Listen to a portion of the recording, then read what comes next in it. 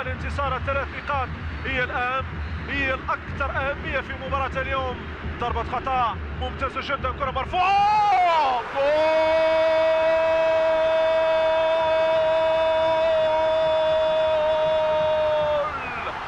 في غفلة من الجميع، في غفلة من الجميع، دخل البيوت من دون استئذان، دخل البيوت من دون استئذان.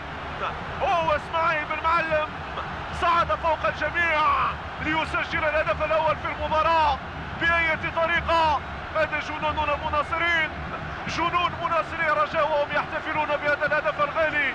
فوزي البنزرتي لم يصدق، فوزي البنزرتي لم يصدق أن الهدف قد جاء في ال9 دقائق الأولى. هدف سيغير الكثير في مباراة اليوم، هدف سيقلب الموازين بشكل كبير. ان الكرة عادل الكروشي لعبها بالمقاس، لعبها